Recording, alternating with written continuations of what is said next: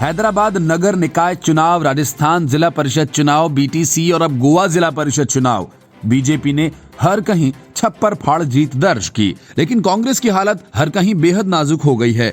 हैदराबाद में कांग्रेस महज 2 सीटें ही जीत सकी, लेकिन बीटीसी चुनाव में कांग्रेस तो क्या यूपीए की झोली ही खाली रह गई। गोवा जिला परिषद चुनाव में बीजेपी ने 49 में से 36 सीटें धमाकेदार ढंग से जीत ली। गोवा में सरकार बनाने का सपना देख रही कांग्रेस महज 4 सीटों पर सिमट गई।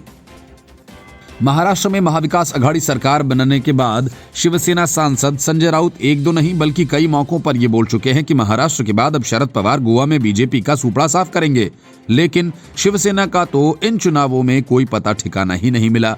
एनसीपी 1 सीट जीत पाई। गोवा के 48 निर्वाचन क्षेत्रों में जिला पंचायत चुनाव हुए थे। राज्य में 48 जिला पंचायत क्षेत्रों में 50 सीटें हैं, लेकिन 1 सीट पर उम्मीदवार की मौत हो जाने के चलते चुनाव नहीं हुआ। इन सीटों के लिए 12 दिसंबर को मतदान हुआ था। सोमवार को घोषित नतीजों में बीजेपी ने 32 सीटों पर जीत दर्ज की, जबकि 7 सीटों पर निर्दलीय विजयी रहे। कांग्रेस के खाते में 4, एमजीपी के हिस्से में 3 सीटें आईं, जबकि एनसीपी और आम आदमी पार्टी को 1-1 सीट से संतोष करना पड़ा। मुख्यमंत्री प्रमोद सावंत ने प्रदेश के ग्रामीण क्षेत्रों में बीजेपी के चुनावी प्रदर्शन पर खुशी जाहिर की। उन्होंने कहा कि वो भारतीय जनता पार्टी और उनके नेतृत्व में काम कर रही गोवा सरकार के प्रति भरोसा जताने के लिए गोवा की जनता के समक्ष नतमस्तक हैं। सावंत ने ट्वीट किया और कहा कि इसी विश्वास और भरोसे को आगे बढ़ाते हुए आइए एक श्रेष्ठ और स्वयंपूर्ण गोवा को आकार दें। उन्होंने कहा कि ग्रामीण मतदाताओं ने बीजेपी के नेतृत्व और प्रदेश सरकार में अपना भरोसा दिखाया। उन्होंने कहा कि कई जिला पंचायत क्षेत्रों में पार्टी बड़े अंतर से जीती है।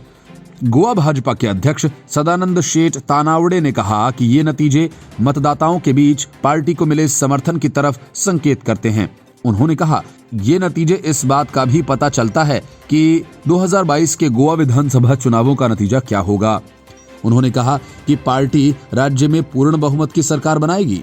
इन चुनावों में 2000 उम्मीदवारों का फैसला होना है। मार्च में होने वाले चुनावों को लॉकडाउन के कारण स्थगित कर दिया गया था और 12 दिसंबर को आयोजित किया गया था, लेकिन महामारी के डर से काफी कम वोटिंग देखने को मिली। 2015 जिला पंचायत चुनावों के नतीजों की तुलना में इस बार भाजपा के खाते में सुधार दिख सकता है। तब कांग्रेस और राष्ट्रीय कम्युनिस्ट पार्टी सहित विपक्षी दलों ने हिस्सा लेने की जगह अपने उम्मीदवारों को निर्दलीय के रूप में मैदान में उतारा था।